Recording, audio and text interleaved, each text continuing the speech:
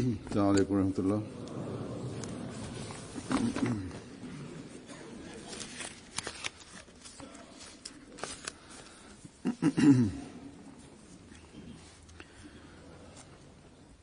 أشهد أن لا إله إلا الله وحده لا شريك له وأشهد أن محمدا عبده ورسوله أما بعد فأعوذ بالله من الشيطان الرجيم بسم الله الرحمن الرحيم الحمد لله رب العالمين الرحمن الرحيم مالك يوم الدين إياك نعبد وإياك نستعين اهدنا الصراط المستقيم صراط الذين أنعمت عليهم غير المغضوب عليهم ولا الضالين.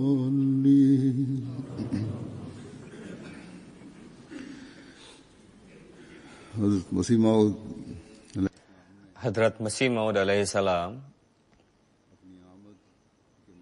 berkenaan dengan tujuan kedatangan beliau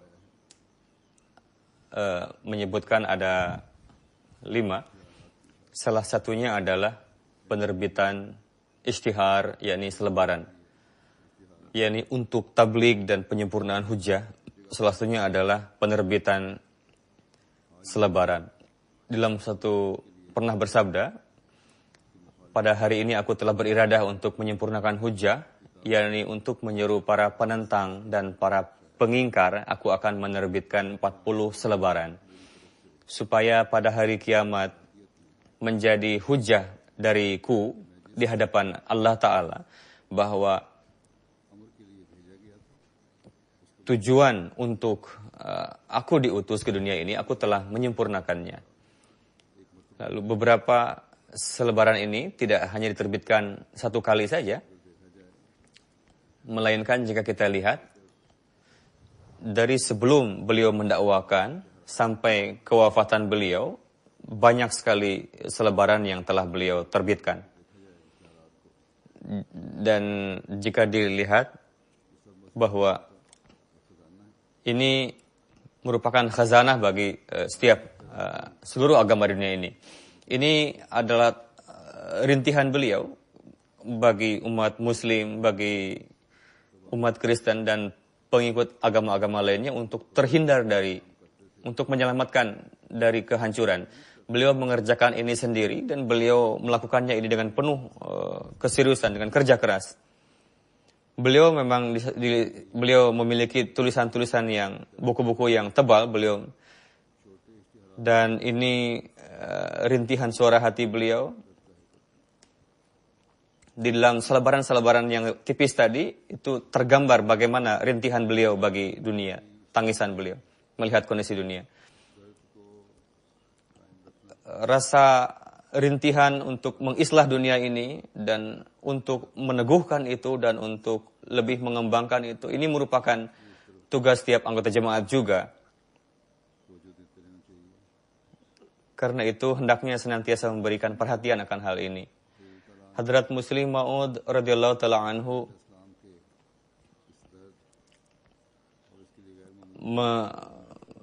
menerangkan berkenaan dengan kerja keras Hadrat Masih Maud alaihi salam dalam hal ini, pernah bersabda, contoh Hadrat Masih Maud alaihi salam di hadapan kita, bahwa meskipun dalam kondisi sakit, beliau sibuk siang malam.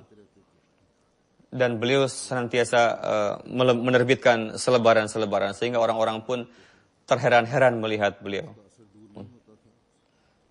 Jadi ketika diterbitkan satu selebaran, para penentang lebih bergejolak lagi. Lalu beliau mengirimkan selebaran yang kedua, yang berikutnya, sehingga sebagian orang mengatakan menerbitkan istihar pada saat ini akan memberikan pengaruh buruk, katanya. Tapi beliau tidak memperdulikannya.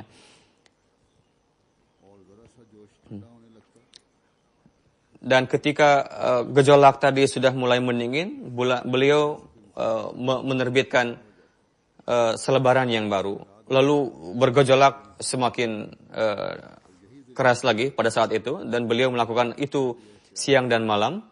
Jika kita melakukan hal ini, maka kita akan bisa mendapatkan kesuksesan. Janganlah memikirkan bahwa supaya penentangan berkurang, biarkan saja penentangan berlanjut, dan kita lakukan itu bersama-sama. Seiring dengan itu kita lakukan cara-cara tadi. Hadrat Muslim Maud bersabda bahwa pada zaman Hadrat Masih Maud alaihissalam, tabligh dengan perantaraan selebaran-selebaran. Selebaran mencakup 2-4 halaman saja, dan itu menimbulkan satu kehebohan di negeri ini. Dan diterbitkan begitu banyaknya, dan pada masa itu maksud dari banyak adalah jumlahnya 1.000-2.000 jumlahnya. Terkadang selebaran tadi disebarkan dalam jumlah 10.000 juga. Tapi sekarang di jemaat kita 20 kali lipat lebih dari itu. Jadi propaganda terkadang lebaran tadi 50.000 sampai 100.000, ratusan ribu itu diterbitkan. Lalu bagaimana selebaran ini bisa membelokkan perhatian orang-orang? Jika selebaran tadi diterbitkan dalam 1 tahun 12 kali, dalam satu tahun dan dalam maka itu bisa diterbitkan 200.000 atau 300.000, maka bisa diketahui bagaimana itu pengaruh dari selebaran ini. 3-4 tahun yang lalu, saya katakan kepada jemaat, silakan buat 1 lembar, 2 lembar, lalu buatlah program tabligh, dan saya pun memberikan target supaya jumlahnya bisa ratusan ribu, supaya dunia bisa mengetahui bagaimana ajaran Islam yang indah, dan dunia mendapatkan pesan apa sebetulnya Islam, apa hakikatnya. Supaya dunia mendapatkan pesan bahwa di zaman ini Allah Ta'ala telah mengutus Hadrat Masih Maud alaihissalam untuk menegakkan Islam yang kedua kalinya, dan menegakkan taklim yang hakiki, supaya dunia mengetahui bahwa untuk menyelamatkan hambanya dari syaitan, Allah Ta'ala senantiasa mengutus utusannya. Bagaimanapun dengan karunia Allah Ta'ala ini memberikan hasil yang sangat positif. Di Spanyol, saya kirim juga kepada mahasiswa jamiah. Mereka pun mengerjakannya dengan luar biasa. Dan lebih kurang 300.000 diterbitkan pamflet. Begitu juga mahasiswa jamiah Kanada, di negeri-negeri Spanyol, di Meksiko, bagikan di daerah-daerah itu. Dan dengan karunia Allah Ta'ala, medan tabligh semakin luas, dan banyak juga yang beat. Jadi untuk itu hendaknya diterbitkan terus selembar, 2 lembar, dan terus diterbitkan daripada selain dari menerbitkan buku-buku yang tebal. Berkenaan dengan selebaran-selebaran, bagaimana seharusnya? Dalam hal ini Hadrat Muslim Maud bersabda, sebagian orang ingin menerbitkan selebaran dari diri sendirinya atas kehendak sendiri, pada saat meskipun tidak bisa, tapi ada saja orang yang menghendaki untuk itu. Berkenaan hal itu Hadrat Muslim Maud bersabda, hendaknya selebaran yang diterbitkan dari markas itulah yang dibagikan, dan terus ditambahkan penerbitannya. terkadang dengan mengirimkan selebaran dari diri sendiri, itu ada rasa egois bahwa akan muncul, supaya muncul namaku dan sebagainya di dalam selebaran tadi.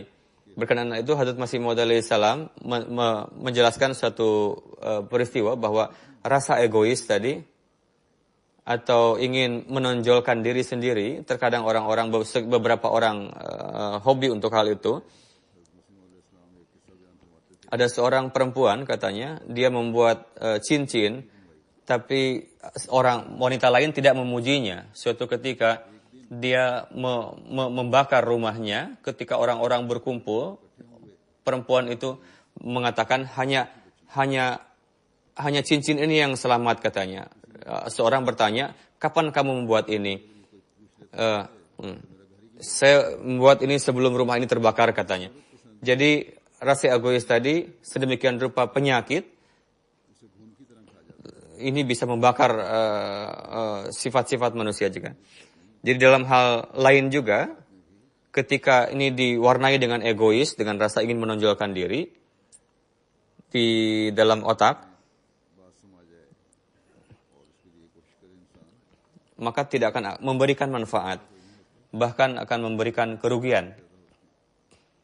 Sekarang di medan tabligh, dengan karunia Allah Ta'ala, sedemikian rupa kita telah berkembang, sehingga jika ada yang secara pribadi ingin menerbitkan pamflet, ini hal biasa saja. Tapi bagaimanapun, di halkah kita ada rasa egois tadi atau menonjolkan diri. Tapi jika tidak semuanya memang ada pemikiran ingin menonjolkan diri, ada juga orang yang memiliki niat yang baik untuk itu, di mana ada yang ingin menerbitkan dari diri sendiri. Jika memang dia mengira ini hal yang baik, memang silakan saja, terbitkan saja. Untuk itu, jika pemikiran yang memberikan manfaat tadi timbul di dalam diri seseorang, di benak seseorang, yang dengannya bisa memberikan selebaran dan bisa menarik perhatian orang-orang, lalu topiknya pun baik, maka berikanlah kepada nizam jemaat. Jika memang layak untuk disebarkan, maka jemaat yang akan menyebarkannya, akan menerbitkannya.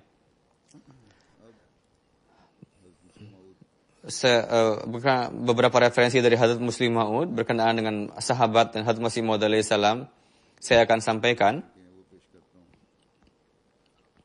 Suatu ketika beliau bersabda, ketika para syuhada Afghanistan dihujani oleh batu, maka mereka tidak gentar sedikit pun, bahkan mereka disertai dengan rasa istiqomah dan itu menerima dengan senang hati. Dan ketika banyak sekali batu terlempar kepada beliau, Hadrat Mirza Abdul Latif dan syuhada yang lainnya, mereka mengatakan, ya ilahi, ampunilah orang-orang ini dan berikanlah petunjuk kepada orang-orang ini. Masalahnya adalah ketika gejolak rasa cinta ada dalam diri manusia, maka coraknya akan berubah. Dalam perkataannya akan memberikan pengaruh dan sinar nurani itu menarik orang-orang. Saat Masih Maud bersabda, pada zaman Masih Maud alaihi salam, di sini yang di Kadian, ribuan orang datang ke sini, dan ketika mereka melihat Hadrat Masih Maud alaihi salam, mereka mengatakan bahwa wajah ini bukanlah wajah seorang pendusta. Mereka tidak mendengarkan kata-kata Masih Maud alaihi salam sedikit pun, tapi meskipun demikian mereka langsung beat. Jadi permisalan ini pada zaman ini pun nampak kepada kita. Banyak sekali surat-surat yang diterima oleh saya. Jadi ketika kami melihat foto Hadrat Masih Maud alaihi salam, setelah melihat kami mengatakan bahwa wajah ini bukanlah seorang wajah pendusta. Lalu mereka beat.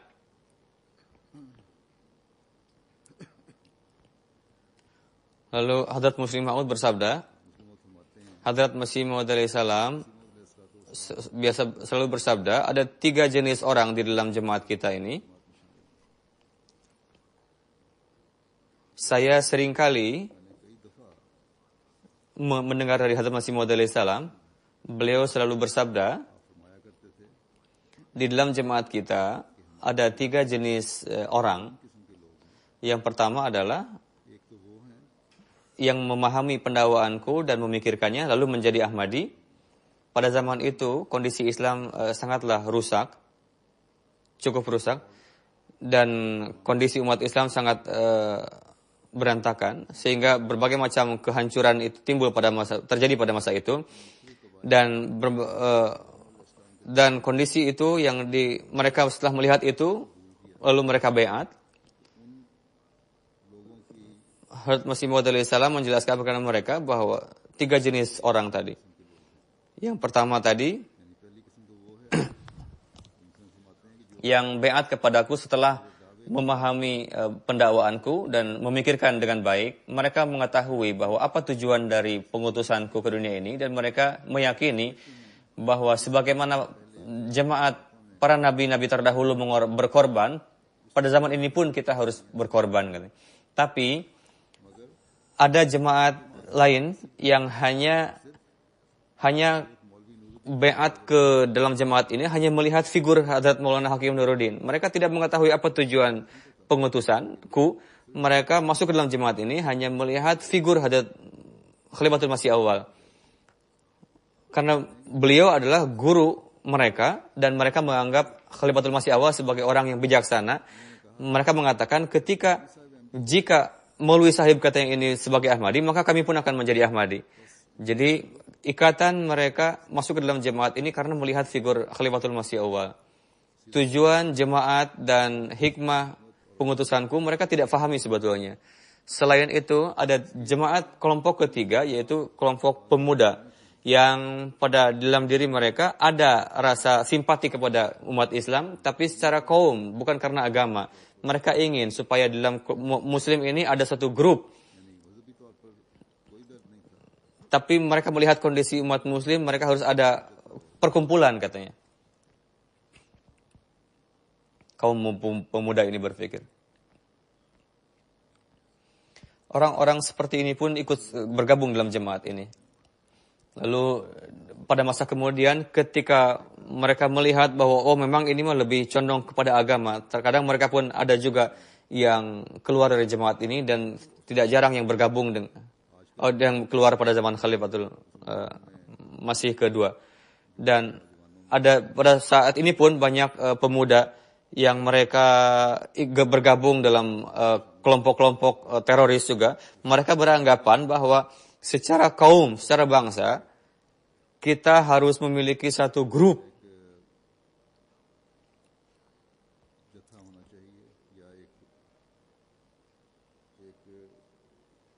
atau satu badan yang darinya akan timbul perhatian untuk kebangsaan mereka. Jadi banyak sekali laporan dari Syria dan Iran kepada saya bahwa banyak sekali ketika ditanyakan kepada mereka menyadari bahwa ini tidak sesuai dengan Quran dan hadis katanya. Mereka mengatakan kami tidak tahu sebetulnya apapun yang dijelaskan kepada kami. Dan ini kepribadian kami setelah mendirikannya, menegakkannya atas nama Islam. Banyak juga orang yang seperti ini. Jadi bagaimanapun Hazrat Masih Maud alaihissalam bersabda, secara kaum mereka menghendaki supaya mereka berkumpul, ada grup, dibuat suatu anjuman dan dibuat madrasah, sekolah-sekolah. Jadi mereka ingin melakukannya secara kaum, secara bangsa, tapi karena tidak mungkin bagi mereka untuk membuat satu grup di dalam umat Islam. Jadi ketika melihat kepada kita bahwa kita ada satu perkumpulan, mereka datang dan baiat. Dan mereka menginginkan untuk mendirikan madrasah dan mendapatkan gelar di dalamnya. Untuk itu, mereka menganggap jemaat kita sebagai anjuman, tidak menganggap sebagai suatu firqah agama. Dan kemajuan yang dianggap oleh mereka adalah hal lain. Dan sarana untuk kemajuan agama yang itu adalah lain. Anjuman maju dalam corak lain dan agama pun dalam corak lain. Kemajuan agama penting baginya supaya untuk memperbaiki akhlak di dalamnya, supaya akhlak menjadi benar dan diciptakan semangat pengorbanan, lalu sholat supaya maju dalam kerohanian, berpuasa dan diciptakan ketawakalan kepada Allah Ta'ala, dan itaat, berjanji untuk itaat. Jika kita mengatakan ini, maka dunia akan mengatakan kita orang gila. Tapi dalam pandangan Allah Ta'ala, tidak ada orang yang lebih bijaksana daripada kita. Dalam Quran Karim dikatakan, ketika umat muslim memberikan pengorbanan harta, orang-orang munafik mengatakan, ini orang muslim ini bodoh katanya. Mereka hanya menyia-nyiakan uang saja. Mereka tidak sadar bahwa kenapa tidak digunakan untuk keperluan lain uang-uang itu. Begitu juga ketika umat muslim mengorbankan waktu, mereka mengatakan ini orang gila katanya. Mereka menyia-nyiakan waktu mereka. Apakah mereka ingin menghancurkan kemajuan? Seolah-olah umat muslim dianggap sebagai bodoh atau disebut sebagai majnun, orang tidak waras. Jadi dua nama ini yang diberikan oleh mereka kepada umat muslim pada saat itu. Tapi lihatlah bahwa orang-orang bodoh inilah yang telah ditetapkan sebagai guru di dunia ini. Jadi jemaat kita, sebelum kita menciptakan riwayat kebodohan bodoh ini yang dikatakan umat munafik kepada umat Islam pada masa itu, dan sebelum kita mengupayakan kegilaan tadi seperti yang ditetapkan oleh kaum kafir dan munafik pada saat itu, kita tidak akan mendapatkan kemajuan. Jika kalian menghendaki bahwa kalian untuk berbicara dusta ketika diperlukan, jika kalian ingin kalian menipu pada saat diperlukan, jika kalian ingin kalian menipu pada saat yang diperlukan, jika kalian ingin pada saat diperlukan untuk berghibat, lalu kalian berharap bahwa kalian akan mendapatkan kemajuan, maka ingatlah, kalian tidak akan pernah mendapatkan kemajuan yang telah dijanjikan oleh Hadrat Masih Allah Ta'ala kepada Hadrat Masih Maud alaihi salam. Hal-hal ini memang biasa ada dalam anjuman-anjuman, tipuan, ghibat, kedustaan, dan tapi di dalam agama tidak muncul keberkatan disebabkan olehnya, bahkan malah menimbulkan laknat dari Allah Ta'ala. Jadi seluruh akhlak hasanah dan kemajuan rohani hendaknya ada dalam jemaat rohani. Jadi setiap Ahmadi hendaknya meninggikan standar keimanannya dan kerohaniannya. Lalu ada riwayat berkenaan dengan Talimul Islam High School dan keperluannya. Huzur bersabda, ada suatu masa ketika Talimul Islam College didirikan, diperlukan katanya pada saat itu sekian ratus ribu rupiah, dan ada iuran tahunan sekian ratus ribu supaya untuk menjalankan college ini, dan dibuat program-program yang besar pada saat itu. Pada saat itu beliau bersabda, ada masa juga ketika untuk mendirikan SMA pun kita merasakan kesulitan. Di sini ada middle school yang dimiliki oleh orang Hindu di Kadian. Pada masa awal, anak-anak kita pergi ke sekolah-sekolah itu. Dan para guru-guru Hindu tadi mulai memberikan kuliah di hadapan anak-anak kita, bahwa kalian jangan makan daging katanya. Sehingga anak-anak kita tidak makan daging. Karena menurut mereka memakan daging adalah kezaliman. Mereka melontarkan keberatan yang merupakan serangan kepada Islam. Anak-anak kita datang dari sekolah, pulang ke rumah dan menyampaikan keberatan-keberatan yang dilontarkan oleh guru-guru Hindunya tadi. Jadi, di sini ada primary school di Kadian. Di sana pun guru-guru Hindu, guru-gurunya adalah orang-orang Hindu, dan mereka sering mengajarkan seperti ini. Hari pertama ketika saya pergi untuk sekolah di sekolah negeri, ini hari musim, dan ketika di siang hari saya datang makanan, lalu saya pergi ke bawah pohon untuk makan. Saya ingat sekali bahwa pada hari itu yang dimasak adalah jeroan. Lalu itulah yang dikirim untuk saya. Lalu Mia Umardin almarhum, yang merupakan ayah dari beliau pun belajar di sekolah itu, tapi beliau senior saya dan saya junior.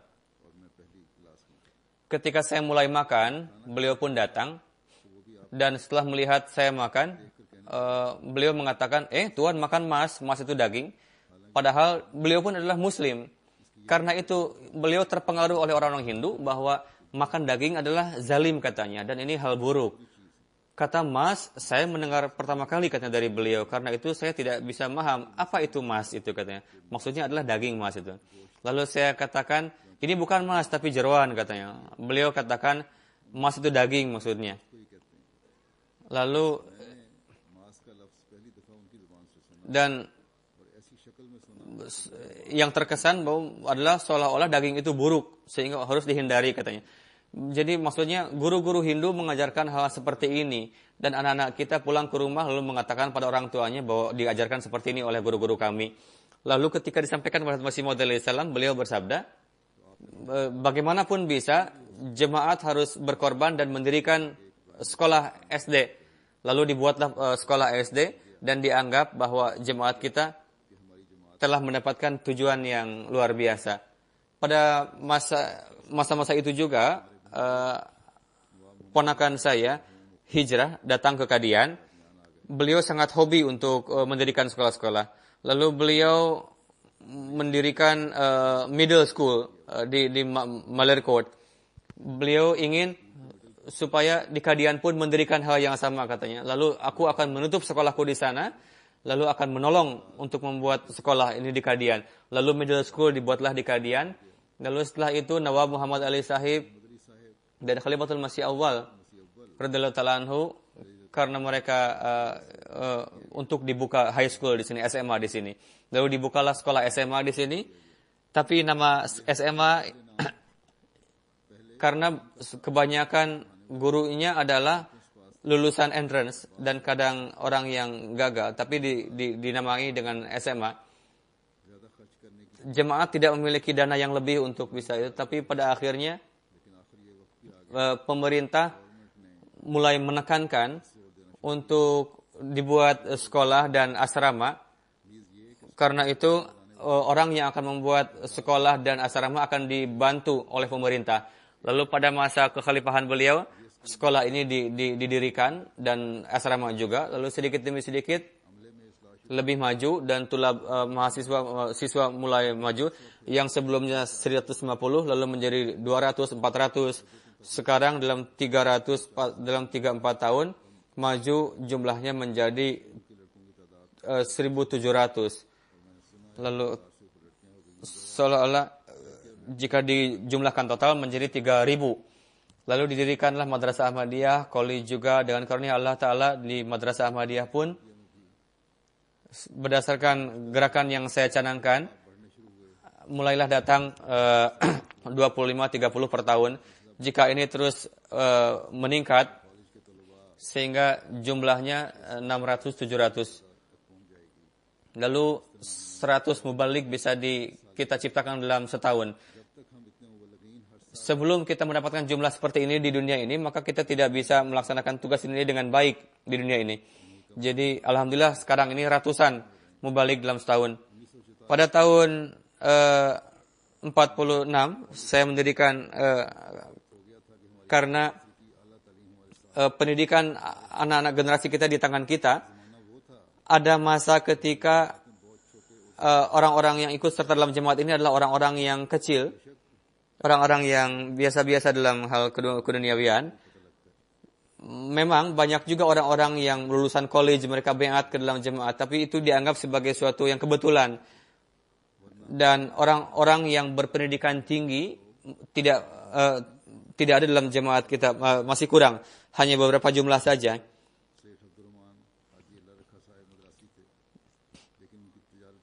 Setelah itu ada Syekh Rahmatullah Sahib. Tidak ada bisnismen lain yang lebih besar dari itu di jemaat kita, dan tidak juga ada pejabat lain yang masuk dalam jemaat kita. Sampai Pak Khalifatul Masih Awal mengatakan kepada saya, Mia, diketahui dari Quran Karim dan hadis bahwa para pengikut para nabi pun pada awalnya tidak diikuti oleh orang-orang para pembesar. Jadi ini merupakan bukti kebenaran Hazrat Masih Maud alaihissalam bahwa tidak ada para pembesar yang ikut serta dalam jemaat kita pada masa awal ini. Seakan-akan pada masa itu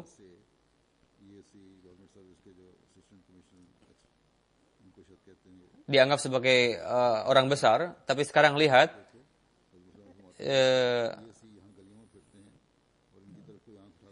tapi pada suatu masa orang-orang yang berstandar tinggi di dalam jemaat ini akan sedemikian rupa banyaknya,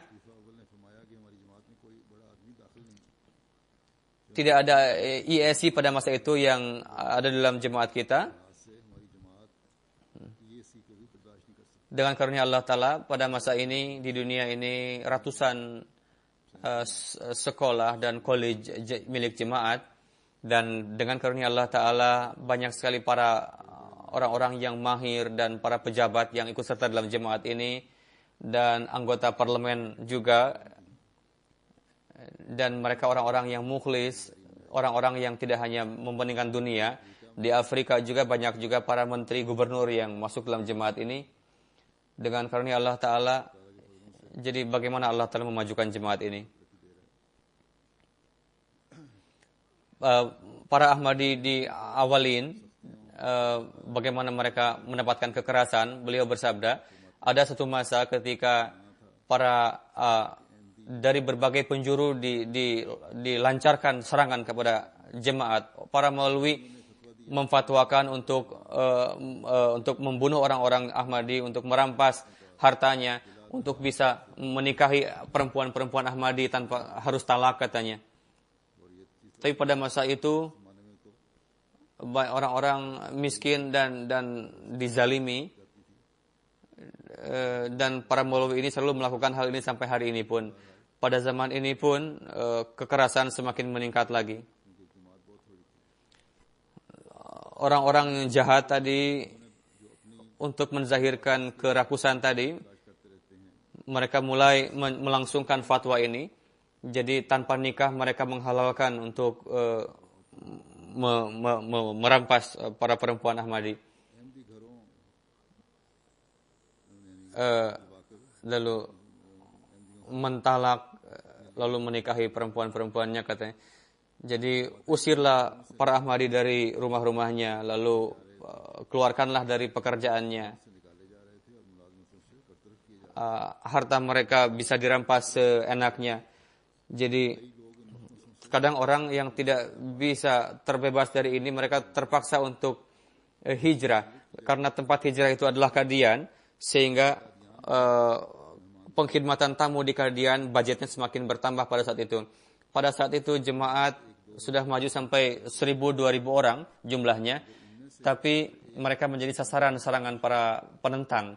Jumlah jemaat pada saat itu sampai 2.000 orang. Ada 2.000 orang yang setiap masa hartanya senantiasa sibuk untuk memikirkan menjaga harta mereka, keluarga mereka. Mereka lalu mengkhidmati para tamu di Qadian, lalu ini merupakan hal yang luar biasa, yang mengherankan. Jadi mengkhidmati dengan budget yang luar biasa pada saat itu. Ada ratusan orang yang makan di meja makan Hadrat Masih Maud salam pada saat itu. Lalu terpaksa kita pun mengatur untuk keperluan-keperluan lainnya. Jadi banyaknya orang yang hijrah pada saat itu. Selain dari Langgar Kana, di setiap rumah anggota Ahmadi pun menjadi tempat untuk mengkhidmati para tamu. Jadi di rumah Masih Maud salam pun di setiap kamarnya dipenuhi oleh para tamu yang hijrah pada saat itu. Jadi ada saja tamu yang tinggal di kamar-kamar itu. Maksudnya sudah betul-betul luar biasa pada saat itu. Jadi setiap pagi yang datang membawa ujian-ujian yang baru, dan ketika sore yang datang seiring dengan itu datang juga tanggung jawab yang baru kepada kita.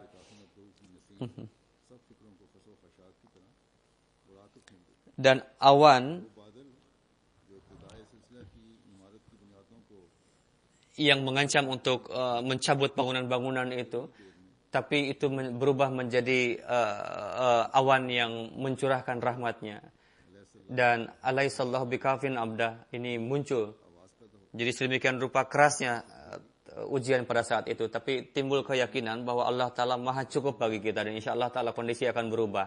Pada hari ini pun, meskipun Pakistan dan secara khusus dan negeri-negeri lain juga, negeri-negeri Muslim yang lainnya juga, terjadi kekerasan, dan di Pakistan saat ini banyak cukup keras, dan tapi meskipun demikian, dari sisi harta kekayaan juga di Pakistan lebih baik pengorbanannya, alhamdulillah, dan ini adalah karena Allah Ta'ala. Dan di seluruh penjuru dunia jemaat sudah sampai, dan tidak hanya hijrah di suatu tempat anggota jemaat ini, tapi betul-betul menyebar di seluruh dunia. Dan dengan karunia Allah Ta'ala mereka timbul ke lapangan baru di pojok-pojok dunia lainnya. Alaihissallahu bi'afin abdah senantiasa menjadi sandaran kita. Di setiap penjuru dunia Langgarkhana Masih Maud alaihissalam berdiri, dan Allah Ta'ala tidak pernah meninggalkan kita dan tidak akan pernah meninggalkan kita insyaAllah, jika kita senantiasa melekatkan diri dengannya. Memang kita harus memberikan pengorbanan, dan memang orang Ahmadi memberikan pengorbanan itu, tapi setiap pengorbanan dengan itu menciptakan jalan baru bagi kita. Allah Ta'ala tidak pernah mengurangi ketika memberikan. Berkenaan dengan perlindungan Allah Ta'ala, Masih Maud bersabda, bagaimana contoh Allah Ta'ala menjaga Hadrat Masih Maud alaihissalam. Kamarsin Sahib, yang merupakan prinsipal Law College, ayah beliau Hadrat Sahib, sangat ikatan yang kuat dengan huzur Hadrat Masih Maud alaihissalam.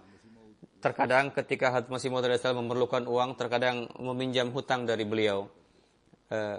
Kamarsin Sahib adalah seorang Hindu, dan beliau pun memiliki ketulusan yang tinggi kepada Hadrat Masih Maud alaihissalam. Pada ketika pengadilan Jahlam, beliau mengirimkan telegram kepada anaknya, jadilah pengacara untuk Hadrat Masih Maud alaihissalam.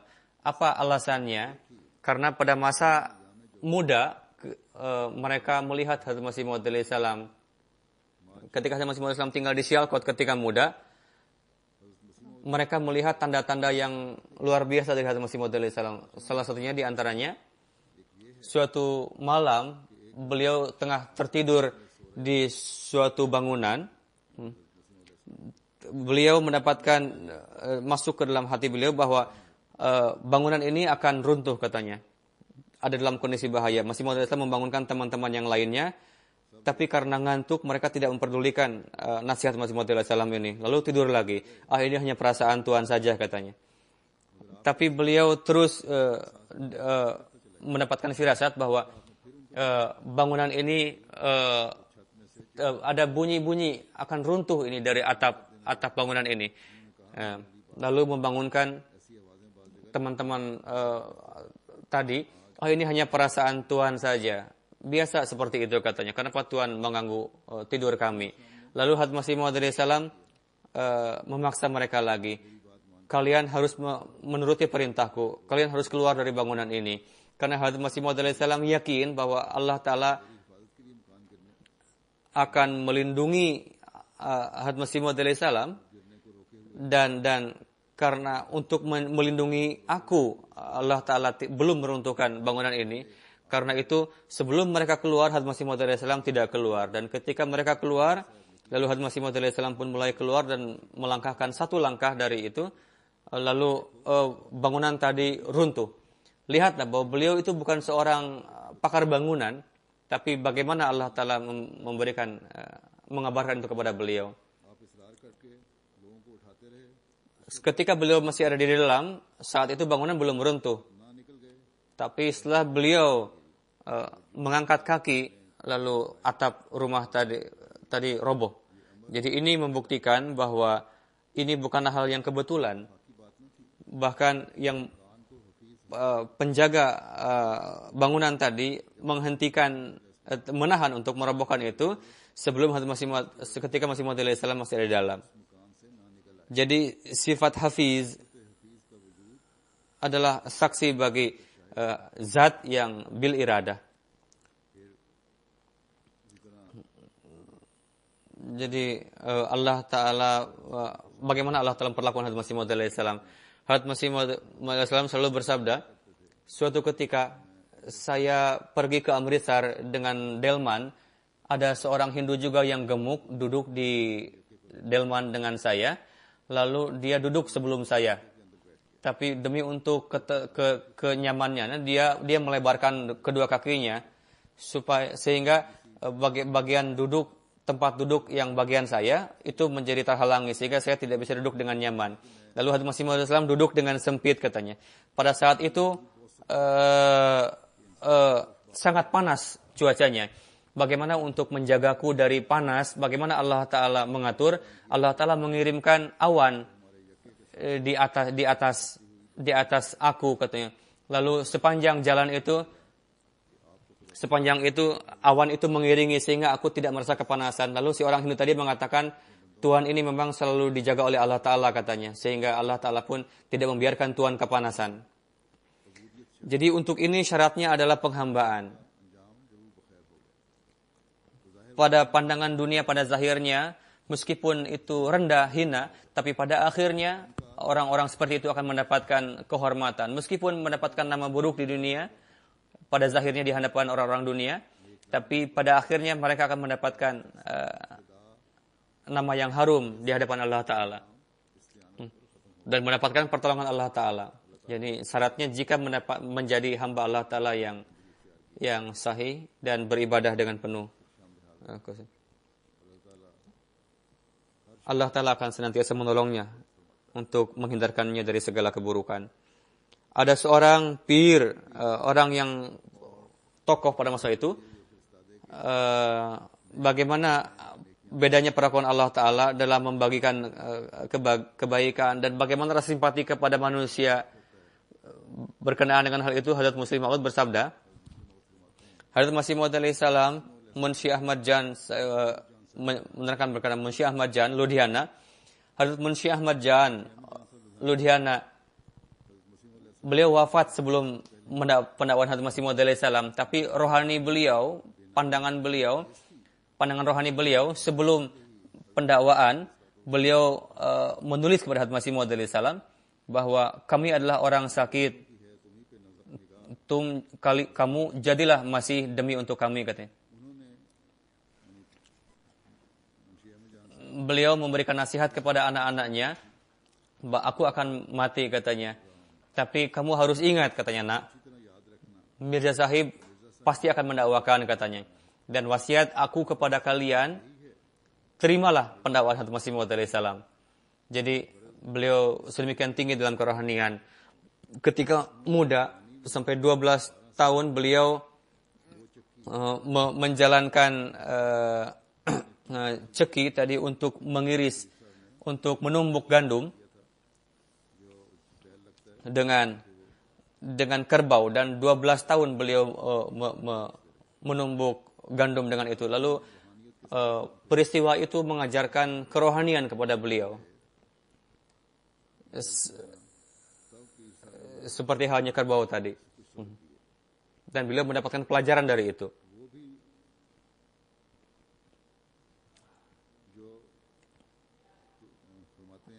Orang yang disebut rohani pada masa itu, mereka pun sangat pelit untuk menyampaikan hal rohani kepada orang-orang suci pada saat itu.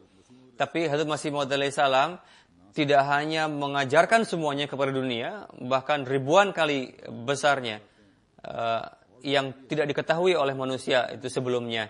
Jadi sedemikian rupa beliau membagikan ilmu tadi ke seluruh dunia, seperti yang dikatakan dalam hadis, tapi dunia tidak menerimanya, katanya. Jadi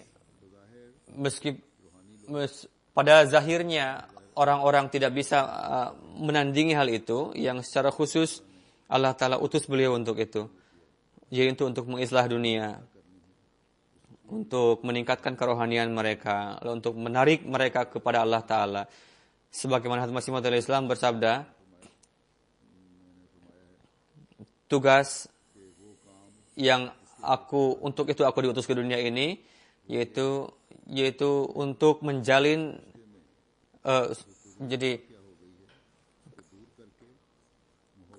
untuk menjalin keikhlasan dan kecintaan antara manusia dan Allah Ta'ala. Lalu beliau bersabda, kebenaran agama yang telah tersembunyi dari mata dunia, aku harus zahirkan. Dan ruhani yang telah terperangkap dalam kegelapan, aku harus tampilkan itu. Beliau bersabda, yang terpenting adalah tauhid yang bersinar, yang bersih dari segala kekotoran syirik yang sudah hilang pada masa ini. Tugasku adalah untuk menampilkan lagi dan untuk aku tanamkan lagi itu. Semoga Allah Ta'ala memberikan taufik kepada kita untuk bisa melaksanakan hak-hak baiat dan kita menjadi orang-orang yang menjalin ikatan dengan Allah Ta'ala dan mengenali kebenaran agama dan kita dapat mengamalkannya dan maju dalam kerohanian kita. Lalu dengan sinar tauhid yang hakiki kita mendapatkan bagian darinya. Semoga Allah Ta'ala memberikan taufik kepada dunia untuk mengenali ini dan khususnya umat muslim diberikan taufik untuk memahami rasa rintihan Al-Masih ini dan baiat di dalam jemaat ini. Amin. Setelah salat Jumat saya akan memimpin salat jenazah gaib. Yang pertama adalah Mukarram Numan Anjum Sahib, putra Chaudhry Maksud Ahmad Sahib, Malay Rafai Society Karachi. Mukarram Numan Ahmad Sahib Anjum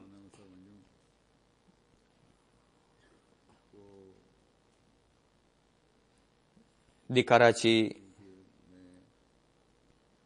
Para penentang jemaat 21 Maret telah ditembak di toko beliau. Innalillahi wa inna ilaihi raji'un. Pada hari itu sore hari, dan almarhum saat itu ada di toko beliau. Ada orang yang tidak dikenali datang ke toko itu dan menembak beliau. Satu peluru masuk ke dada beliau, tembus ke jantung beliau. Lalu diteleponlah kakak beliau. Lalu security juga ditelepon, lalu datang ke toko saat itu. Lalu beliau dibawa ke rumah sakit dalam kondisi terluka tapi tidak terselamatkan. Akhirnya wafat di perjalanan. Almarhum adalah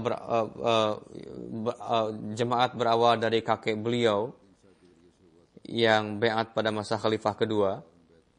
Chaudhry Manzur Ahmad, ayah beliau, wafat dalam usia yang muda. Orang tua beliau, dan lalu beliau datang ke Kadian dan baiat di sini. Beliau mendapatkan pendidikan dasar di Kadian. Beliau nikah dengan Muhtaramah Safia. Lalu beliau almarhum ayah beliau Maksud Ahmad Sahib lahir di Rabwa dan saat itu hijrah ke Rabwa, dan ayah beliau bekerja di Gujranwala dari tahun 60. Beliau tinggal di Gujranwala saat itu. Ketika 74 terjadi kekacauan di Gujranwala, kakek beliau, paman beliau juga, dan uak beliau juga pun syahid pada masa itu. Jadi sebelum ini di dalam keluarga beliau ada 3 syuhada juga.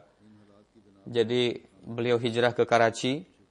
Numan Ahmad Anjum Sahib pada tahun 26 Januari lahir di Karachi. Beliau bergelar MDA. Lalu pada 2008 beliau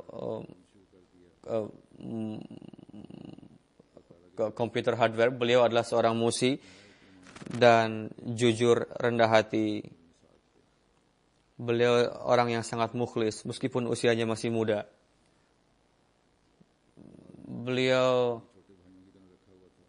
Para pekerja beliau pun beliau perlakukan seperti saudara sendiri. dan beliau menghadiahkan alat-alat komputer kepada ke rumah misi. Beliau menginginkan supaya untuk mendirikan sebuah institut komputer atas nama kakek beliau, supaya nama kakek beliau yang syahid itu bisa terus harum. Karena itu beliau memberikan hadiah juga kepada institut tadi. Beliau orang yang penuh cinta, dan orang-orang gair pun mengatakan bahwa beliau adalah seorang malaikat katanya. Pada masa itu beliau menjabat sebagai Qaid Khudam juga. Beliau orang yang selalu mendahulukan agama daripada dunia.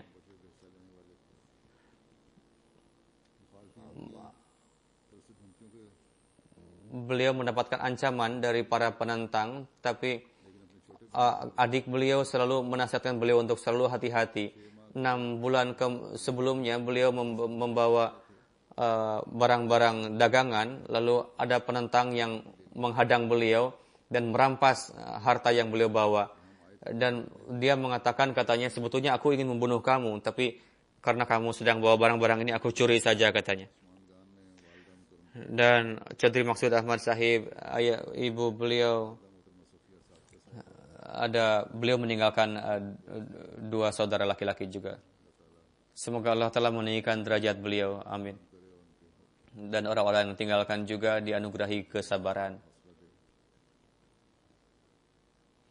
Muallim silsilah berkesan berkenaan dengan beliau menulis, beliau adalah orang yang lembut dan orang yang penuh cinta. Beliau sangat gigih dalam mengkhidmati jemaat. Dan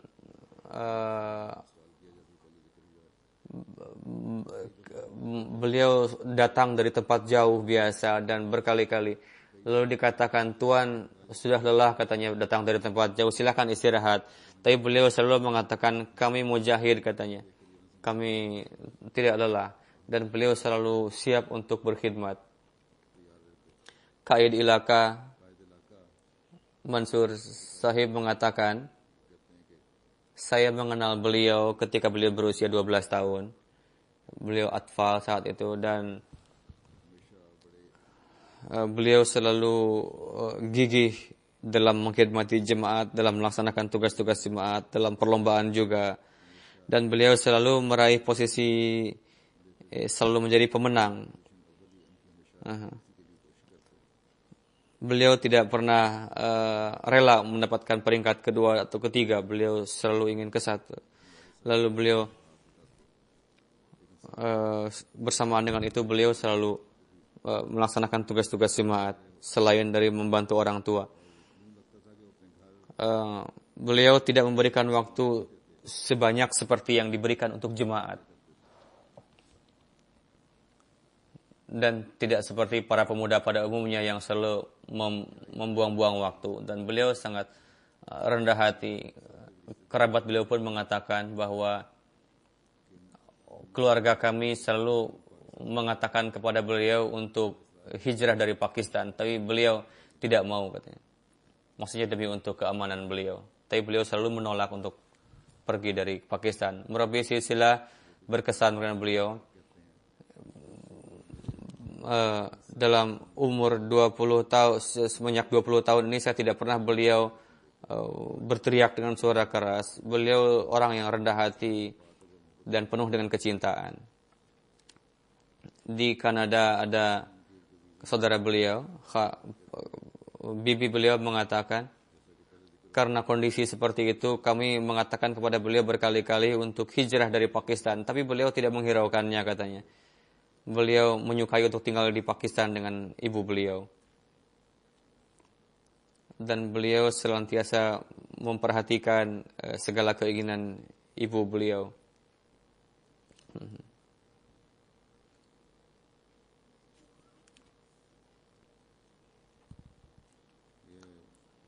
Masyud Ghalib Sahib mengatakan, setelah saya duduk dengan beliau almarhum, beliau mengatakan, siapalah orang yang lebih berbahagia, beruntung daripada orang-orang syahid. Jadi ada harapan dari beliau dan Allah Ta'ala pun memberikan maqam itu.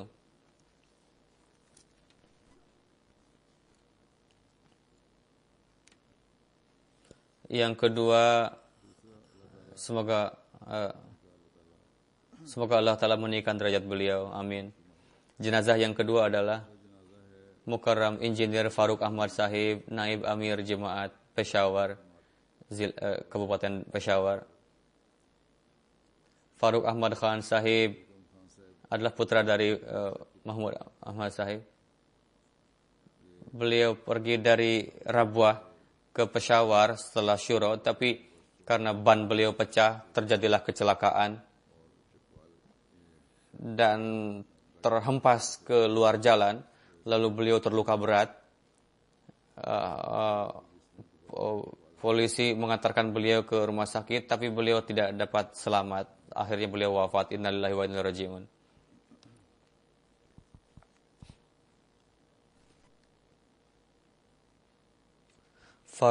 Keluarga Faruk Sahib, yang keluar jemaat dari beliau pada masa Khalifatul Masih Awal, Be'at, kakek beliau tadi.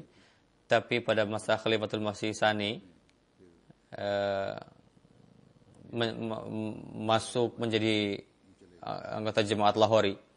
Lalu Faruk Ahmad Sahib pada tahun 1989 Be'at, dan setelah itu dua saudara beliau pun ikut Be'at. Pada tahun 1956 beliau lahir dan beliau menamatkan pendidikan lalu bekerja. Pada tahun 85 beliau menikah dengan Lajnah.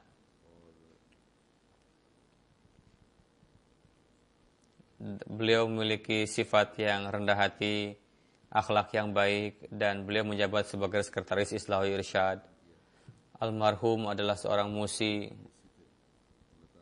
Semoga Allah Ta'ala mengampuni segala kesalahan beliau dan menganugerahkan kesabaran kepada keluarga beliau. Beliau memiliki dua anak, ada istri. Semoga mereka dianugerahi kesabaran. Amin.